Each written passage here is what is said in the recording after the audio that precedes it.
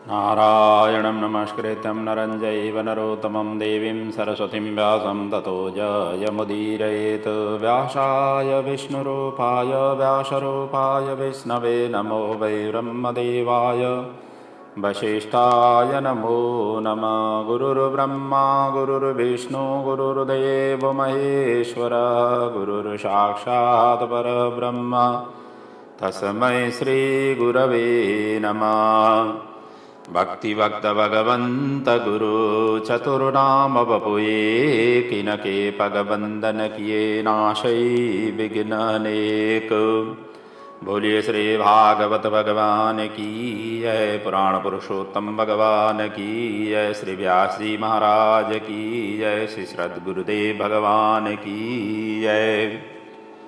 आइए श्रीमद्भागवत महापुराण की ज्ञानमयी गंगा में हम सप्तम स्कंद की कथा में हैं और हिरण्यकश्यप और प्रहलाद की चरित्र की हम चिंतन मनन करते हुए कल हमने विराम लिया था। आज उसी प्रसंग से ही हम कथा को आरंभ कर रहे हैं।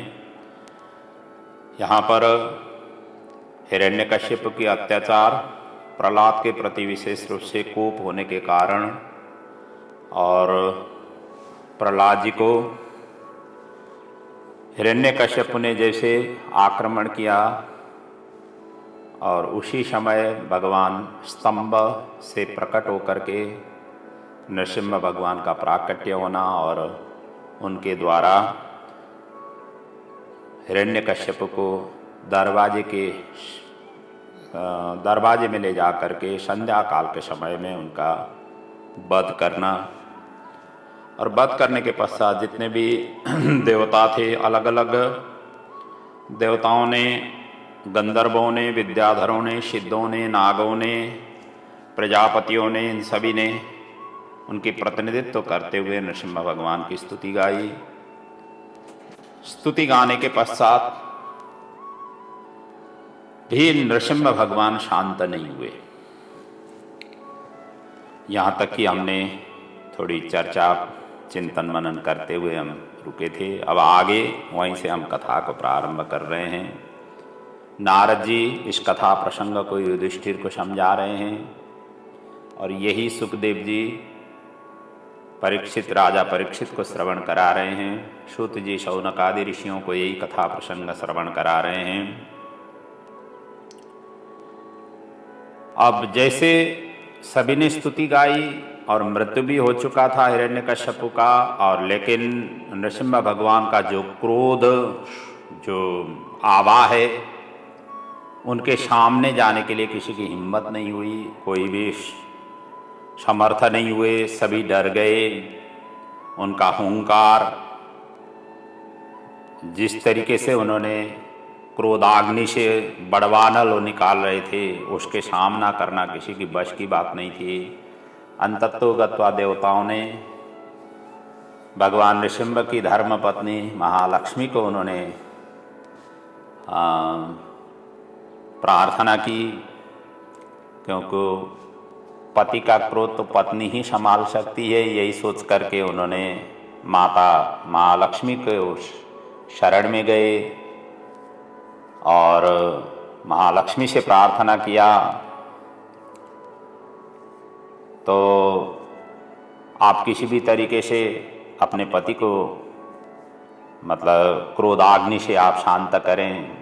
महालक्ष्मी हंसती हुई कहने लगी, कोई नहीं, मैं पति को अच्छी तरह से जानती हूँ, आप लोग निश्चिंत रहिए।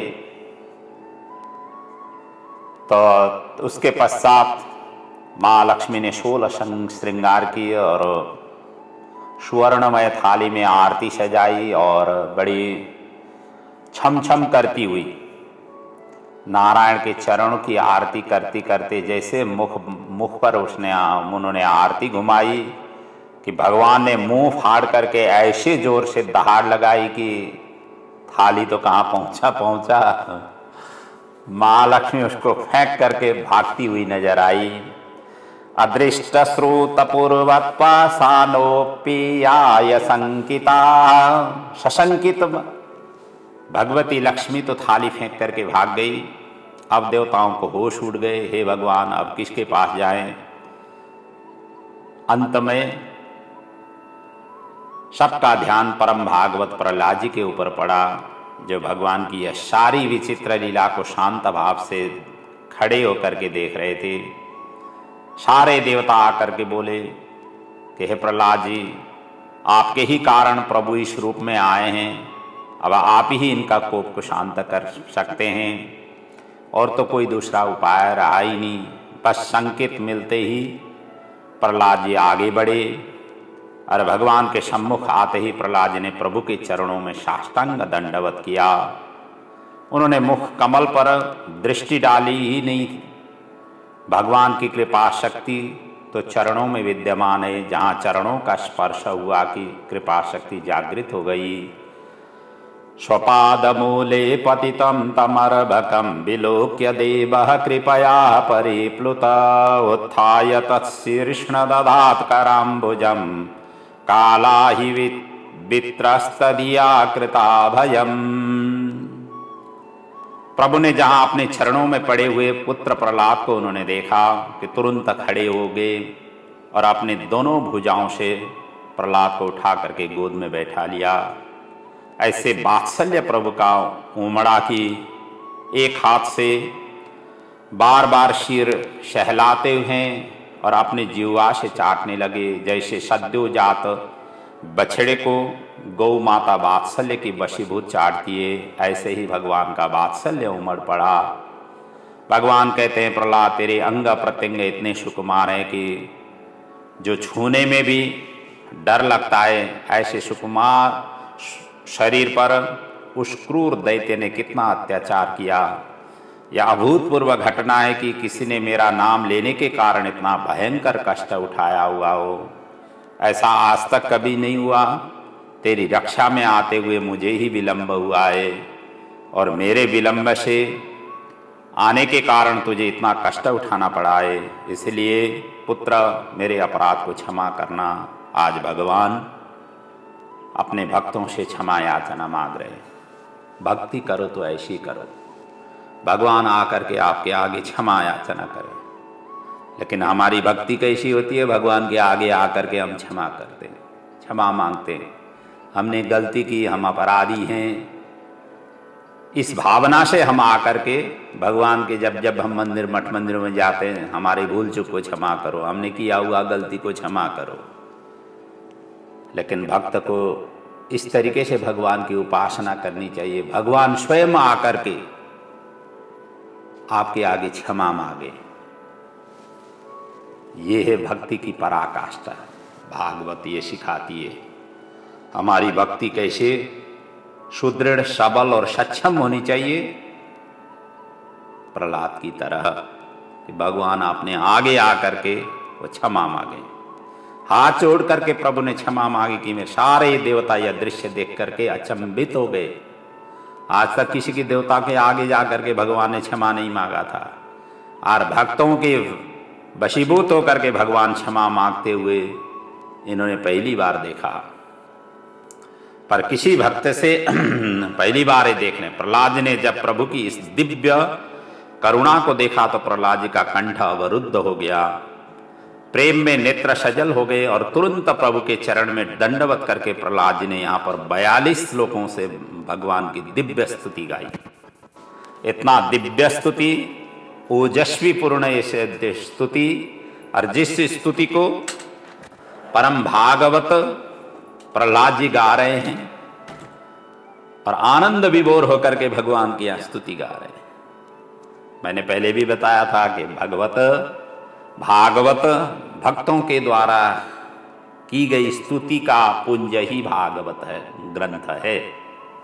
और उनकी दिव्य स्तुति में भगवान प्रहलाद जी कहते हैं, ब्रह्मादय सुरगणा मुनयोऽथ सिद्धा सत्त्वैकतानमतयो वचसां प्रवाहै नाराधितुं पुरुगुणैः अधुनापि विप्रो किं तोष्टुमर्हति समे हरिरुग्रजाते।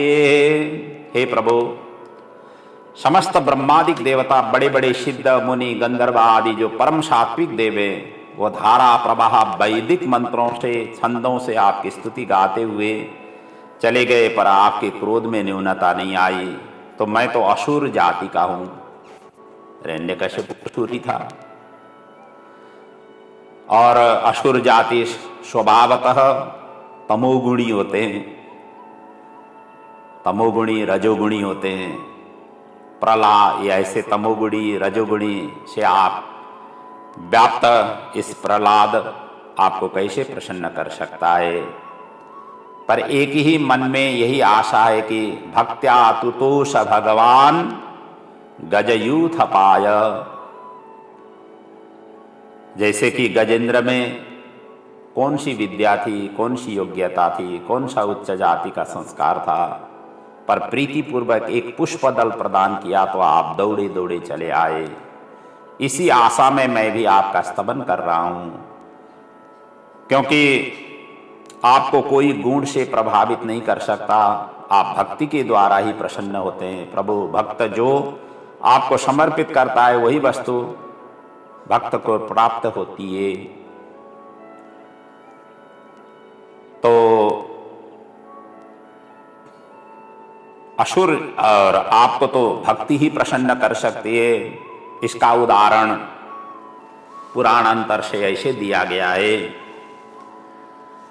व्याधस्य चरणं ध्रुवस्य च वयो विद्या गजेन्द्रस्य का जातिर्विदुरस्य यादवपते उग्रस्य किं पौरुषम् कुब्जाया किमु तत्र रूपमधिकं किं तत्सुदाम्नो धनं भक्त्या तुष्यति केवलं परमया भक्ति प्रियो माधव।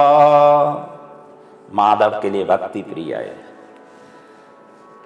किन किनों ने भक्ति की और कैसे भगवान प्रसन्न हुए। कहते हैं व्याध का आचरण, ध्रुव की अवस्था उम्र, गजेंद्र की विद्या देखिए, पशु योनि में क्या विद्या हो सकती है। विदुर की जाति देखिए, विदुर कौन सी जाति में उत्पन्न हुए, दासी पुत्र थे। उग्रसेन का पुरुषार्थ देखिए, स्वयं अपने पुत्र ने उनको कारागार में डाल दिया, कंसा ने कारागार में डाल दिया था।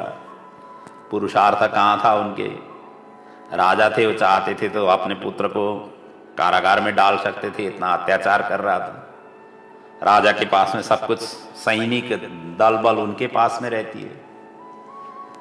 अपने पुत्र ही पिता को कारागार में डाले और पिता को ये प्रतिरोध नहीं कर सके, उनका पुरुषार्थ क्या प्रशंसनीय थोड़ी होती है। कुब्जा का रूप ही देखिए, 5 जगह से वो कुबड़ी थी। सुदामा का धन देखिए, धन से भी भगवान संतुष्टि नहीं होते हैं, उनके पास में धन ही नहीं था, निर्धन थे। तो केवल आप यदि प्रसन्न होते हैं तो भक्ति से ही प्रसन्न होते हैं। ईश्वर सर्वव्यापक है, ऐसे देखो तो पाप नहीं हो पाता है, घर ही वैकुंठ बन जाता है। चंदन अक्षता पुष्पार्पण से भक्ति नहीं होती है, सब में प्रेम करना ही भक्ति है, सबके प्रति आदर करना ही भक्ति है, सभी जीवों के प्रति भगवान का स्वरूप देखना ही भक्ति है। सर्वव्यापक रूप से भगवान का स्वरूप को चिंतन मनन और यही दृश्य देखना ही भक्ति है। शुद्ध व्यवहार और आचरण करना ही भक्ति है। किसी के प्रति छल कपट नहीं करना ही भक्ति है, किसी के प्रति द्वेष नहीं करना ही भक्ति है। अपने आप को, अहंकार को नहीं दिखाना ही भक्ति है। अभिमान और अहंकार को शांत करना ही भक्ति है। कहाँ तक है भक्ति का ये अलग अलग स्वरूप हैं। जो जैसा कर्म कर रहा है वो वही ठीक, लेकिन भक्ति से करो। अंत में कहते हैं हम जिस जिस क्षेत्रों में संलग्न हैं, काम तो अब सभी टाइप की करनी होती है, समाज तभी चलती है, अच्छे बुरे सभी टाइप के काम करनी पड़ती है। अर्थात किसी को जो है ना पसीना बहाना पड़ता है और अत्यंत धूप हो बारिश हो, उनको लगातार रूप से उस क्षेत्रों में काम करनी पड़ती है। लेकिन जहाँ जहाँ जिस जिस क्षेत्रों में जो जो काम कर रहे हैं, लेकिन वहाँ पर भक्ति भाव से करो। प्रभु का दिया हुआ ड्यूटी है, मैं निभा रहा हूँ, मुझे काबिल बना करके इस क्षेत्रों में भगवान ने रख दिया है, और जब तक मुझे यहाँ पर स्थापित किया हुआ है तब तक मैं भगवान की सेवा कर रहा हूँ, प्रभु का सेवा कर रहा हूँ। इस भावना से हर व्यक्ति करें तो राम राज्य की अलग, जो हमें जिस तरीके से गाया जाता है राम राज्य में ऐसा था वैसा था, राम राज्य अपने घर से ही शुरू हो जाती है, घर ही राम जी का दरबार हो जाती है। जब घर राम जी का दरबार हो गया, समाज राम जी का दरबार होगा, और घर और समाज से ही राष्ट्र और सारा ब्रह्मांड विश्व ब्रह्मांड बनती है। घर घर पवित्र होना जरूरी है। कर्म किए बिना तो कल्याण नहीं होता है, क्योंकि कर्म तो सभी को करना ही है। भगवान ने आदेश ही दिया हुआ है, कर्मण्येव अधिकारस्ते, कर्म तो करना ही है, लेकिन कर्म करते समय भक्ति पूर्वक करो। मेरा घर जमीन ऐसा अभिमान को त्याग करके भक्ति करो। इससे पहले आपका जमीन आपका घर किसी दूसरे ने भोगा था, आप चले जाएंगे, कोई दूसरे आ जाएंगे। ये तो सभी परिवर्तनशील है, ये तो एक पड़ाव है। हम लोग यहाँ पर आए हैं, पड़ाव के रूप में आए हैं। ना अपना घर है, ना अपना जमीन है, ना अपने रिश्तेदारी है। ये तो कुछ क्षण के लिए हम सभी इस मायामय संसार में त्रिगुणात्मिक माया के द्वारा हम बंधे हुए हैं, और बंधना भी चाहिए। बंधते हुए प्रभु को भूले नहीं, सभी में प्रभु का स्वरूप देखें। इतना बड़ा विश्व ब्रह्मांड में आपका घर, आपका जाय जमीन, आपका कारोबार, आपका व्यापार बिजनेस, आप समझ लीजिए कितना अंश में वो दिखाई देगा, और आप स्वयं कितने अंश में दिखाई देंगे। एक धूल, एक क्वाण के रूप में भी आप नजर नहीं आते हैं। इसीलिए व्यापार करते समय में भी भक्ति पूर्वक करें। नाफा उतना ही लें जितना आपका नाफा लेने का हक बनता है, अधिकार बनता है। जितना रुचे, जितना पचे उतना ही करना चाहिए। उससे अधिक करने से व्यक्ति पतन हो जाता है। महाभारत में एक जाजली ऋषि और तुलाधर वैश्य की कथा आती है,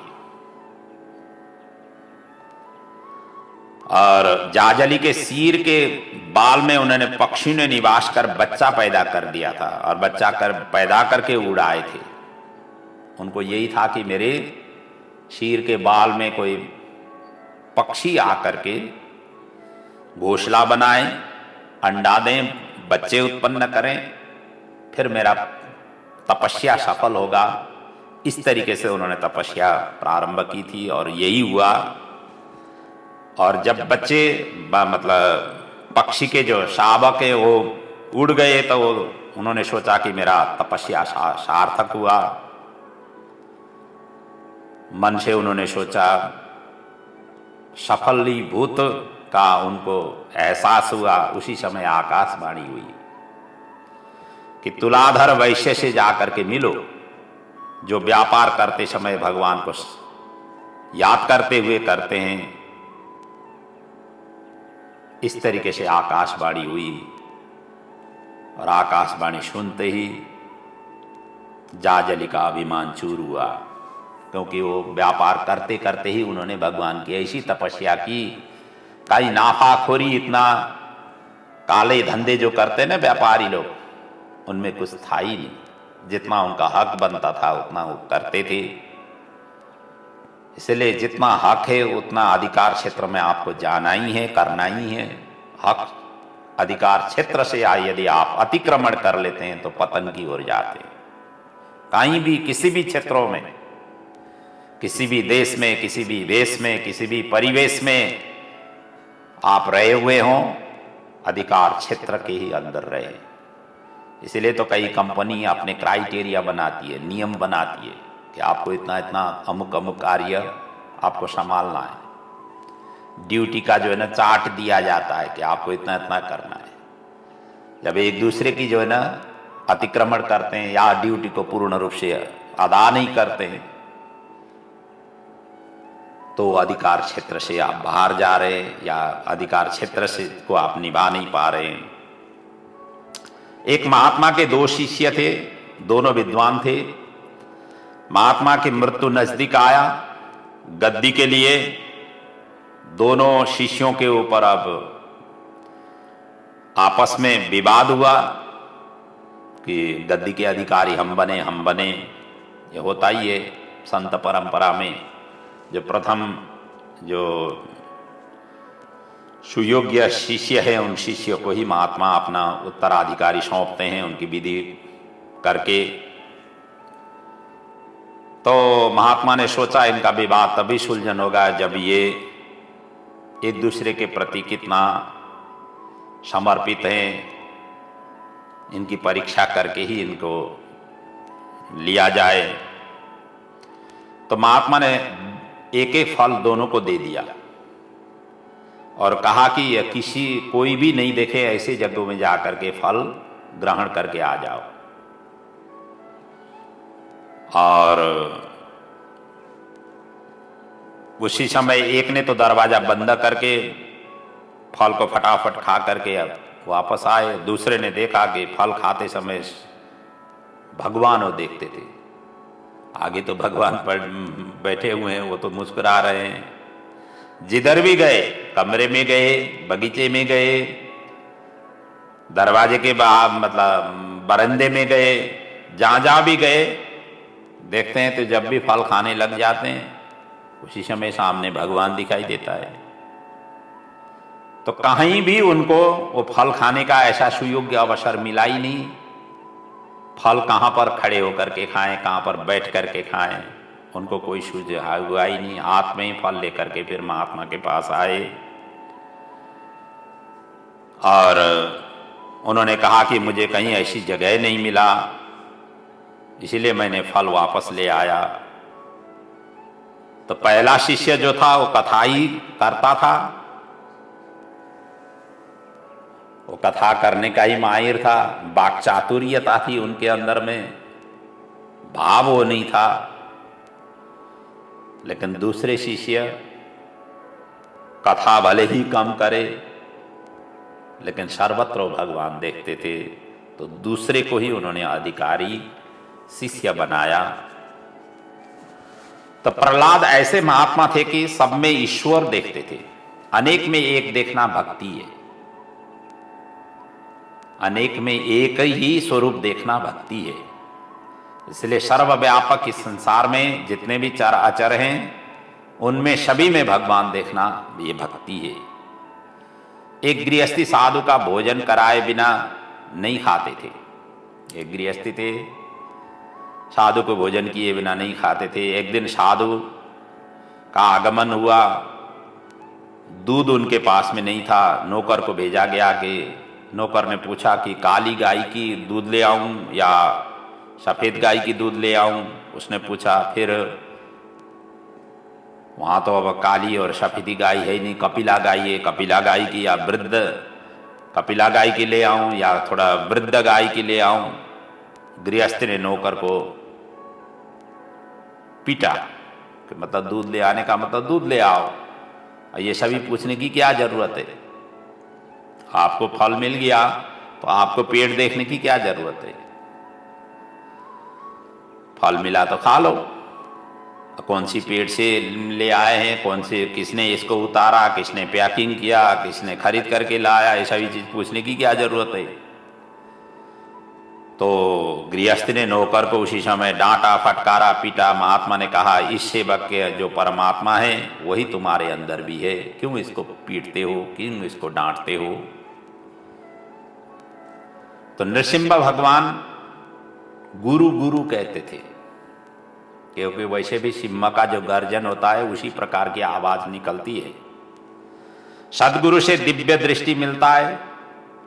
सत्संग करके मानसिक कलुष को दूर किया जाता है और दूर करना चाहिए। इसलिए तब तक सत्संग करना चाहिए जब तक आपके मानसिक कलुष निकले नहीं तब तक सत्संग करना चाहिए।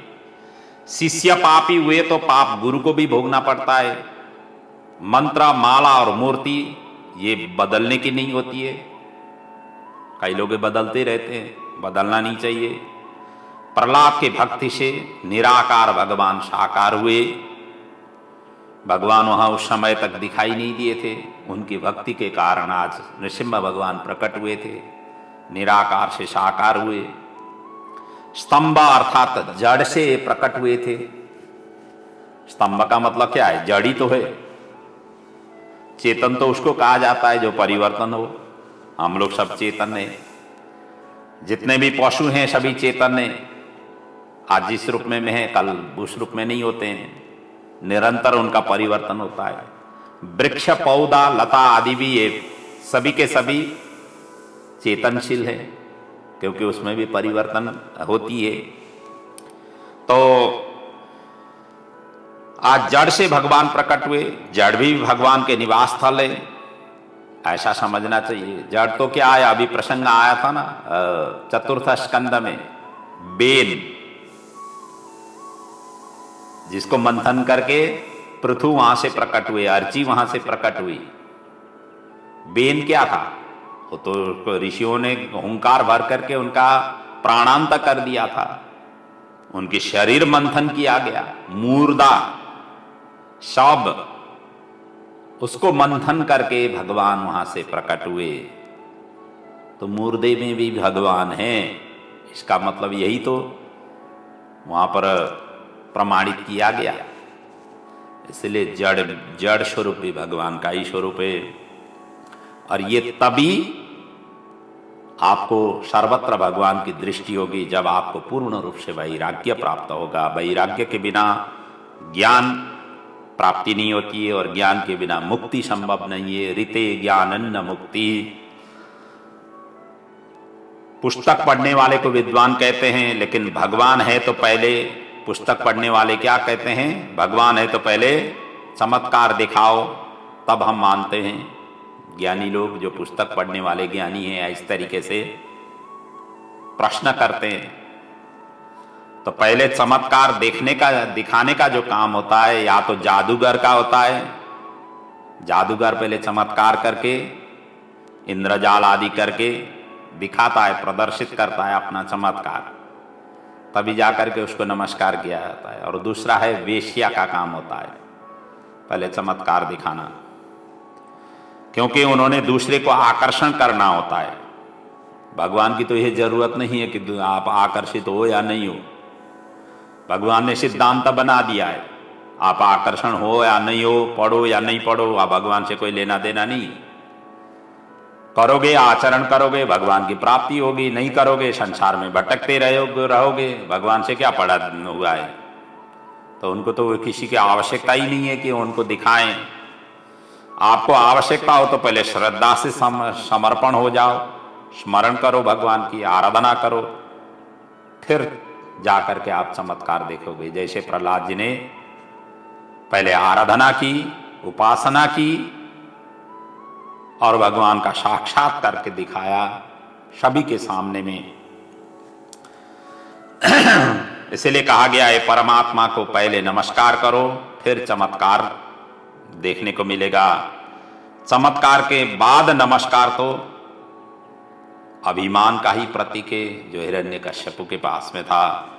कुतर्की लोग दूसरा भी प्रश्न करते हैं, भगवान भोजन नहीं करते, फालतू की जो है ना भोग लगाया जाता है, भगवान भोजन नहीं करते हैं। लेकिन प्रसाद, वो कहते हैं प्रसाद जैसे चढ़ाया हुआ है वैसा का वैसा ही होता है, कोई उसमें लेस मात्र भी कमी नहीं होती है। यदि भोजन किया हुआ होता तो कमी होना चाहिए। भगवान का काम भोजन करना नहीं है, और एक बार करने लग जाएं तो कोई भी भोग नहीं लगाएंगे, ये भी बात है। जो भी आप अर्पण करेंगे भगवान को, भगवान सबका सब ग्रहण करने लगे, कौन भोग लगाएगा? कोई नहीं लगाएगा। तो भोजन करने का काम मनुष्य का है, वो तो केवल सार तत्व ही ग्रहण करते हैं, आपकी भाव को ग्रहण करते हैं।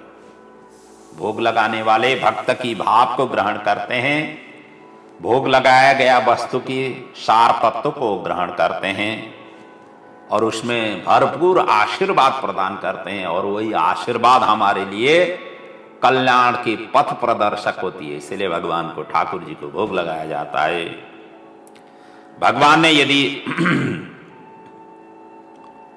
भोजन करने लगे, जैसे कि मैंने बताया, कलयुग में भगवान को कोई भी प्रसाद नहीं चढ़ाते, कोई भी आगे जाकर के प्रसाद नहीं चढ़ाते। प्रभु को प्राप्त करने का दो साधन है, सेवा और स्मरण।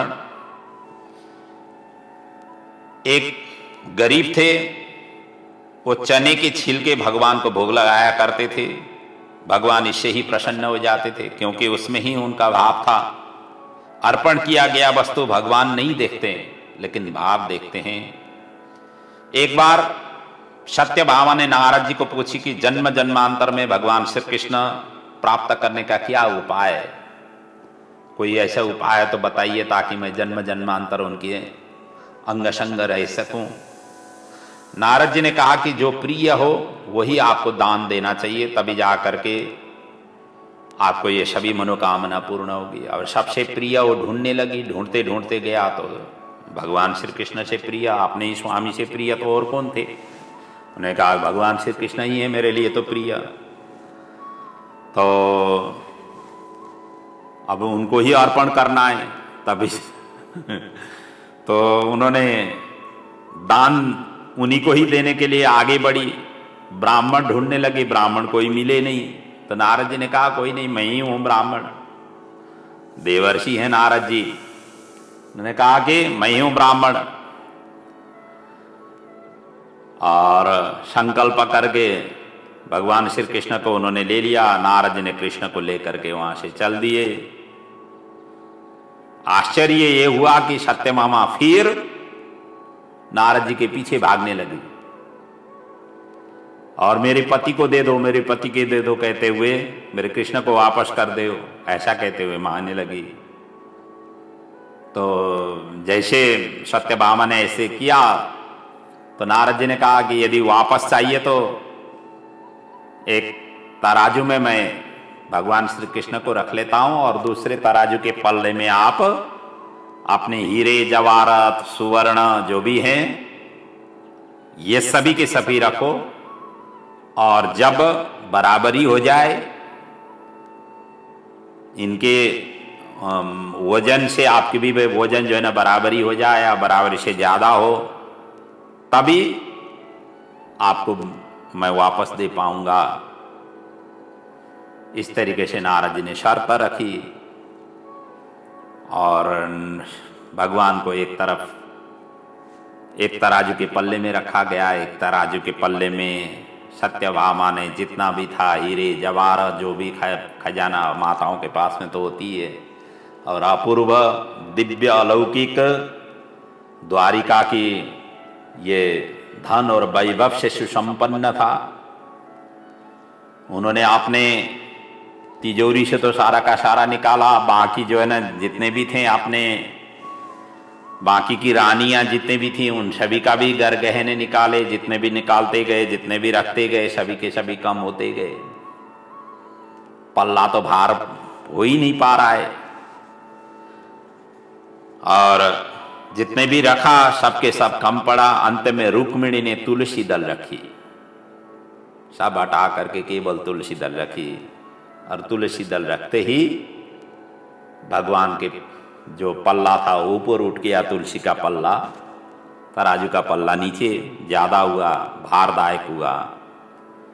तो नारद जी को वही तुलसी दल दे दिया, क्योंकि यहाँ पर जो सत्यभामा ने जो ये सब चीज की थी उनके अंदर में अभिमान था। तुलसी के या रुक्मिणी ने जो तुलसी दल अर्पण किया था इसमें भाव था, समर्पण था।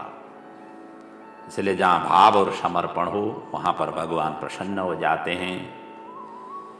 तो अनन्य भक्ति के साधन भी बताए गए हैं कि प्रार्थना, सेवा, पूजा, स्तुति, बंदन, स्मरण, कथा श्रवण, ये सभी के सभी अनन्य भक्ति के लक्षण हैं।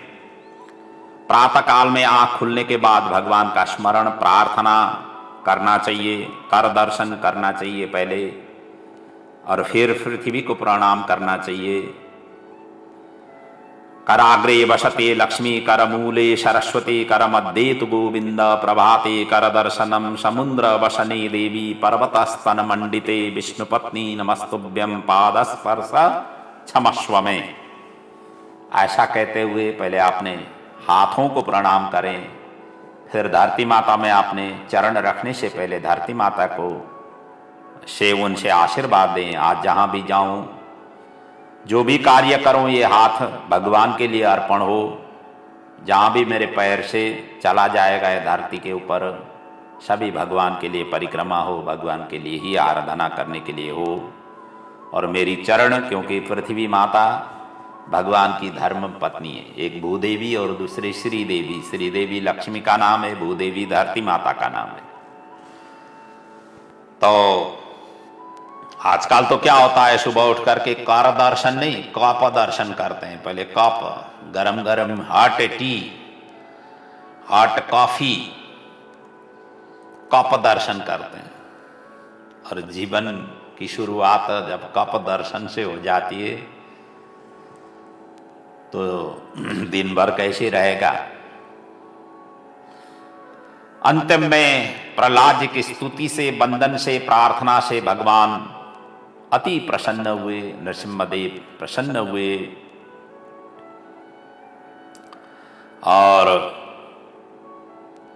क्वाहम रजः प्रभव ईशतमोधिकेऽस्मिन् जात सुरेतर कुले क्वतवा क्वतवानुकंपा न ब्राह्मणो न तो भवस्य न वैरमाया यन्मेरे पिता शिरसि पद्म कर प्रसाद। आप कहाँ इन देवताओं की स्तुतियों से, वंदनों से प्रसन्न होने वाले, मैं कहाँ, न तो मैं ब्राह्मण हूँ न मैं लक्ष्मी ही हूँ, केवल मेरे शीर आपके चरणों में नवाने से आप इतने प्रसन्न हुए हैं। और हम जो ये वैसे भी तामसी हैं, तामसी प्रवृत्ति की, तमोगुणी, रजोगुणी, ये सभी विषय सुख, इंद्रिय जन्य सुख में ही हमेशा हमेशा निर्लिप्त रहते हैं। और विषय सुख को खुजली की उपमा दी गई है। जितना खुजला दो उतना जो है ना आनंद प्रदान करती है। जिस समय खुजलाना बंद करोगे उसी समय आनंद की बंद हो जाएगी। और ऐसे विषय पामर जो लोग होते हैं वो यन्मैथुनादि गृहमेदि सुखम मितोच्छम कंडू येन करयोरिव दुःख दुःखम। अंतिम में जो खुजली है पीड़ादायकी होती है, वैसे संसारिक मायाओं में फंसा हुआ व्यक्ति जब उपभोग करता है तब तो खूब आनंद के साथ में उपभोग कर लेता है, और जैसे उपभोग से विरक्त हो जाता है अंत में दुखदाई होती है। एक कुत्ता क्या करता है, कुत्ता को हड्डी दे दो तो वो चबाने लग जाता है। चबाते चबाते इतना चबा लेता है कि बड़ा आनंद लेकर के चबाता है। और हालांकि वो हड्डी में कुछ होता नहीं है, और वही हड्डी ही चबाते चबाते उसके तालु रंध्र में ऐसा विदीर्ण कर देता है, उस तालु रंध्र से रक्त बहन करने लग जाता है। और रक्त बहन करते करते उसी रक्त को ये पान, अपने ही रक्त खुद ही पान करने लग जाता है कुत्ता। और उस समय कहता है कि आहा कितना स्वादिष्ट है। अपना ही रक्त हड्डी को चबाते हुए निकला हुआ, मुखमंडल से निकला हुआ रक्त को पान करके वो कहता है कि इतना मिठास है हड्डी में। उसी प्रकार की ये विशेष शक्त ये संसार की जितने भी पद पदार्थ हैं उसी टाइप की। भोग करते समय, आनंद लेते समय यही भावना लेकर के व्यक्ति इस तरीके से टूट पड़ जाता है और समझता है कितना आनंद आया, कितना स्वादिष्ट भोजन बनाया, भोजन की तरह कितना सुमधुर संगीत गाया। संगीत गाने वाले के प्रति क्योंकि यही इंद्रिय से ही आनंद प्राप्ति होती है। अच्छे जगहों में देखो आँख से आनंद आ जाती है, अच्छे भोजन करो जिह्वा से आनंद, अच्छे म्यूजिक सुनो कान से आनंद, अच्छे सुगंध सुनो नाक से आनंद। तो कहने का मतलब इंद्रिय से ही आनंद की अनुभूति जीवात्मा करता है, लेकिन परमात्मा की प्राप्ति करने से इंद्रियातीत होना पड़ता है। इंद्रिय के अधीन में रहे हुए आनंद सांसारिक आनंद है, इंद्रियातीत आनंद को परमात्मा की आनंद है। जिस समय इंद्रिय शांत हो जाए, जिस समय इंद्रिय खुशी चीजों की लालसा नहीं करे, तब परमात्मा की दरवाजा खुल जाती है। और अंतिम में नृसिंह भगवान ने कहा कि वर मांगने को लिए प्रहलाद जी को प्रेरित किया। प्रहलाद जी ने कहा कि मुझे कुछ वर नहीं चाहिए। भक्त भगवान से मांगने लग जाएगा तो ऋणी हो जाता है। प्रहलाद जी चाहते हैं उऋण हो जाऊं। किसी से आगे हाथ फैलाने का अर्थ होता है उनके ऋणी आप हो जाते, उनके अनुगमन आपको करना पड़ता है। इसलिए तो कंपनी में जो काम करने वाले हैं तनख्वाह लेते हैं, तनख्वाह लेने के पश्चात उनके प्रति उत्तरदायित्व तो होना पड़ता है। भगवान वो तनख्वाह लेना नहीं चाह रहे हैं, वो ऋण होना नहीं चाह रहे हैं, वो स्वतंत्र होना चाह रहे हैं। नारद जी आगे वर्णन करते हैं, हे युधिष्ठिर, प्रहलाद जी ने वरदान से भक्ति में बाधा हो जाए, विघ्न हो समझ करके उन्होंने कुछ नहीं मांगा, परंतु नृसिंह भगवान ने आग्रह करने पर, अत्यंत उन्होंने आग्रह किया। आग्रह करने पर उन्होंने 2 वर मांगे। और प्रहलाद जी की 2 वर क्या है? कहते हैं एक तो मेरा ये वर है कि मेरे हृदय में सांसारिक भोग वासना इन सभी का अंकुर कभी नहीं उत्पन्न हो। संसार के प्रति का जितने भी वासनाएं, आसक्ति है, विषया है, इनका कोई भी लेश अपने हृदय में कभी भी उत्पन्न नहीं हो। और ये वर मांगा कि आशीर्वाद मांगा, खुद ही निर्णय करें। कामना हृत सरोरुहम भवतस्तु वृणे वरम।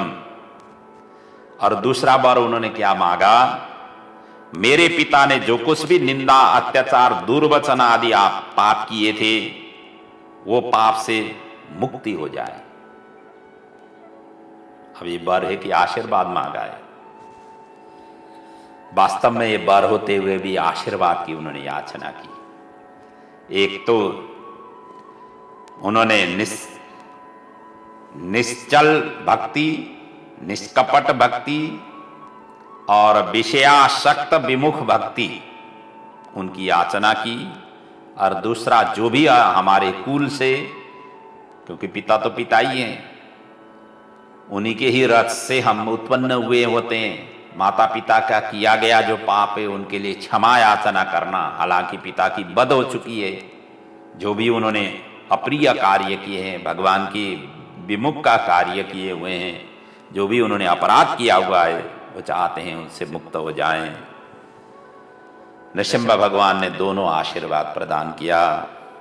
फिर मनमंतर पर्यंत राज्य भोग करके अंत में मेरे समीप आओगे, ये उन्होंने आशीर्वाद दिया।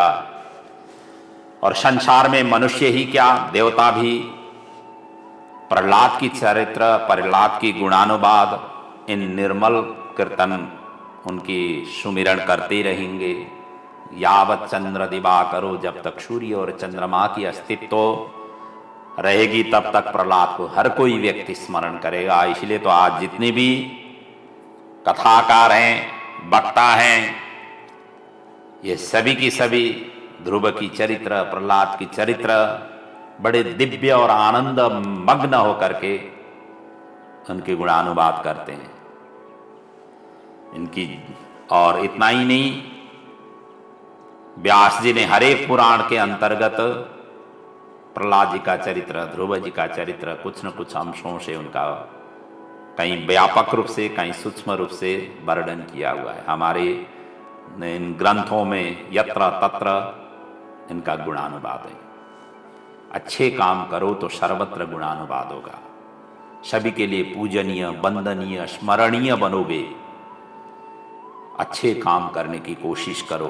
कीर्तिर यस्य सजीवति, ऐसे कार्य करो जिस कार्य को आने वाले पीढ़ी दर पीढ़ी आपको स्मरण करें, और वही व्यक्ति जीवित कहा जाता है। इसलिए यहां पर नृसिंह भगवान कहते हैं, भोगे न पुण्यम कुशले न पापम कलेबरम काल जबे न हित्वा कीर्तिम विशुद्धाम सुरलोक गीताम विताय मामेस्य मुक्त बंद। ये सब चीज करने के पश्चात अंत में मामेश्यसी, मेरे ही पास आओगे, ये कह दिया। रहा मुक्ति की बात, तुम्हारे पिता तो क्या, तुम जैसे भक्तों का जन्म जिस कुल में भी हो, ऐसे वैष्णव कुल की 21 पीढ़ी अनायासी तर जाते हैं। एक भी वैष्णव अपने परिवार में हो, 21 पीढ़ी का वह उद्धार कर लेता है। वैष्णव बनना केवल कंठी झोली माला लेकर के ही रहना नहीं है, तिलक धारण करना ही वैष्णव नहीं होता है। ये मैंने बार बार प्रसंग में कहा हुआ, आपकी भक्ति उस प्रकार की उमड़ करके लगनी चाहिए। तो इसीलिए यहां पर कहते हैं, पिता तो क्या, आपके 21 पीढ़ी उद्धार हो गई। और कहा ही है, त्रिसप्तभि पिता पूतः पितृभि सहते नगः यत सादोष्य गृहे जातो भगवान वै कूल पावनः।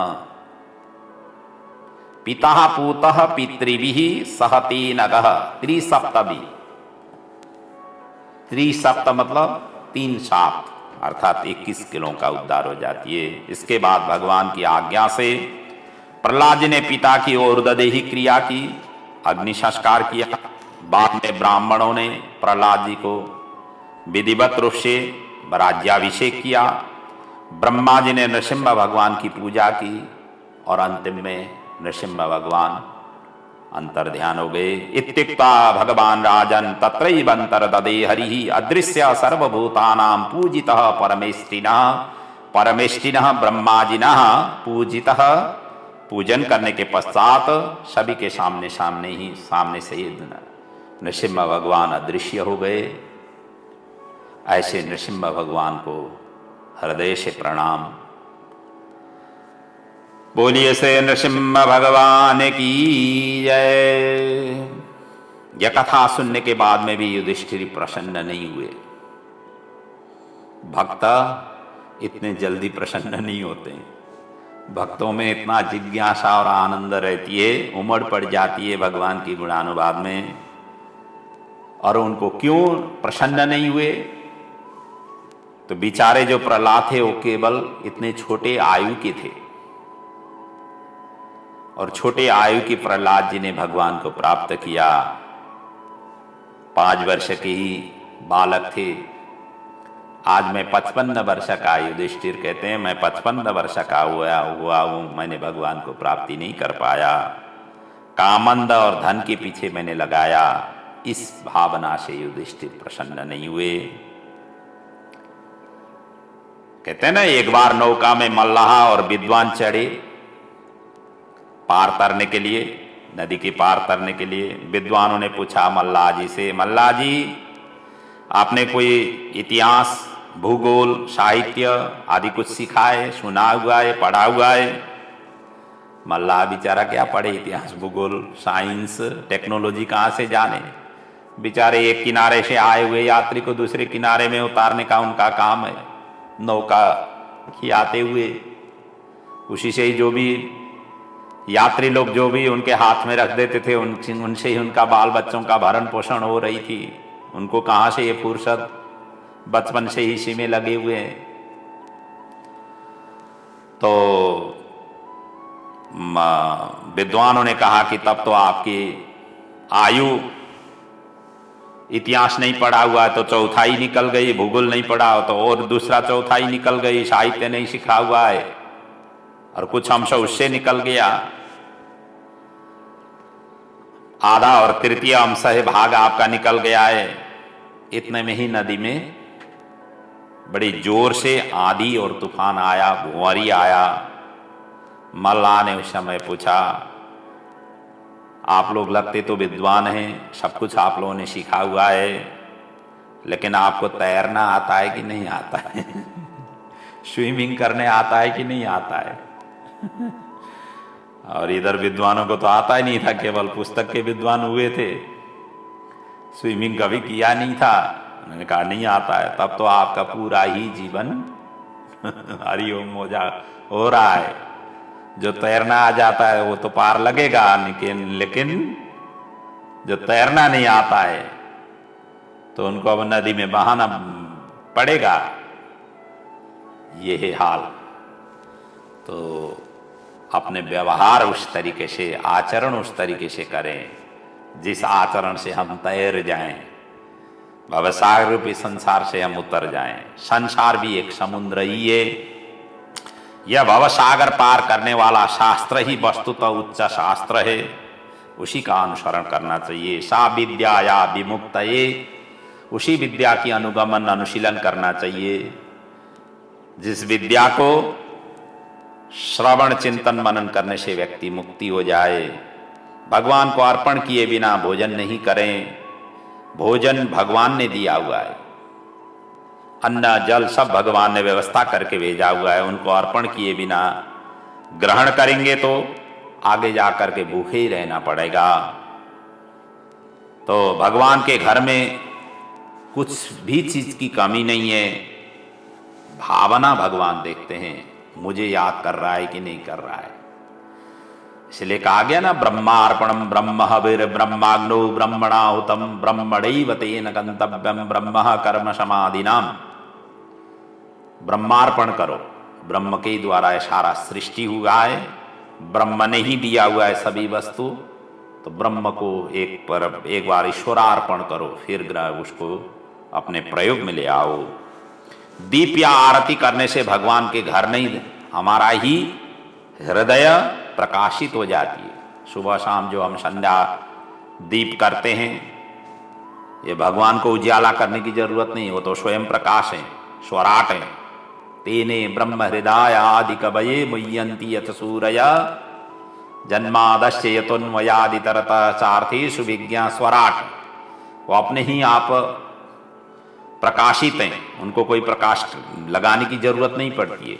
आप सूर्य के आगे क्या प्रकाश दिखाओगे? अंधकार जहां हो वहां पर आप दीपक जलाओ। जब उजाला है तो वहां पर ज्योत जलाने से कोई फायदा नहीं है। ऐसे ही हैं, लेकिन अपने हृदय की प्रकाशित करना जरूरी होती है। कोई भी शुभ कार्य में गणेश जी की पूजा सर्वप्रथम किया जाता है। एक बार एक गृहस्थी के यहाँ विवाह के समय गणेश जी की मूर्ति नहीं मिला। नैवेद्य में उन्होंने शक्कर रखा हुआ था, गुड़ रखा हुआ था, उसी को उन्होंने गणेश बनाया और पूजा भी भक्ति पूर्वक किया उसी शक्कर को, और भोग भी वही शक्कर ही लगाया, गुण ही लगाया। भगवान प्रसन्न हो गए, उनका कर्म पूर्ण हुआ। क्योंकि जो भी सृष्टि के जितने भी पदार्थ हैं भगवान के ही हैं, उसी में ही भगवान का आधान करके भगवान के ही वही चीज उन्होंने अर्पण किया। संसार में न तो कोई परमात्मा से श्रेष्ठ है न समान ही है। कथा श्रवण के बाद भी शुभ संकल्प न आए तो श्रोता वक्ता दोनों की निरर्थक होते हैं। इसलिए कथा सुनते समय दोनों में सावधानी होनी जरूरत होती है। वक्ता को भी प्रत्येक प्रसंगों को समझाने की कोशिश उनको रहना चाहिए और श्रोता भी समझने की कोशिश करना चाहिए। समझने के बाद में व्यवहार में भी उतारना चाहिए। नहीं तो ये कान से सुना दूसरे कान से निकाल दिया तो फिर कोई फायदा नहीं है। भगवान को जो कुछ भी अर्पण करते हो उसका 1000 गुना फल प्राप्ति हो जाती है। एक बार द्रौपदी ने भगवान के अंगुली में अपने साड़ी फाड़ करके उन्हें पट्टी लगा दी अन्य रानी पट्टी ढूंढ रही थी और इसका फलस्वरूप भगवान श्री कृष्ण ने उनको 999 साड़ी वापस कर दिया। तो अपकार की बदला उपकार करना ये साधुता होती है। संसार का भरोसा नहीं करना चाहिए, संसार तो हमें फंसाता ही रहता है। सुखदेव जी आगे कहते हैं, राजन आपने जो कुछ भी पूछा था दानवों का लय भगवान में कैसे हुआ, सो मैंने संक्षेप में यहाँ पर श्रवण कराया। यह चरित्र जो सुनता है, जो सुनाता है,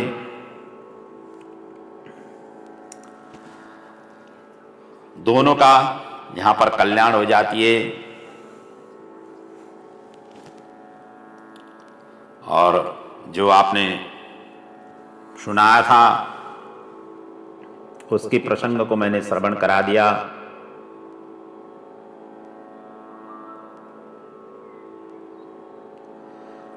और कहते हुए आगे कहते हैं, सो मैंने सुना है अचरित जो सुनता है सुनाता है दोनों पवित्र होते हैं। हम भी हाथ जोड़ करके इस प्रहलाद की प्रसंग, हिरण्यकश्यप का प्रसंग को, नृसिंह भगवान के प्रसंग को प्रणाम करें। एतद्य आदि पुरुषस्य मृगेन्द्र लीलाम दैत्रेन्द्र यूथपदम प्रयत पठेत दैतात्मजस्य च सतां प्रवरस्य पुण्यं श्रुत्वानुभाव अकुतो भयमेति लोकम। इस प्रकार से इस आदि पुरुष मृगेन्द्र लीला की प्रसंग को यहाँ पर सुखदेव जी ने नारद युधिष्ठिर के संवाद के माध्यम से उन्होंने प्रणाम किया। इसके बाद त्रिपुर दहन की कथा यहाँ पर संक्षेप में वर्णन है।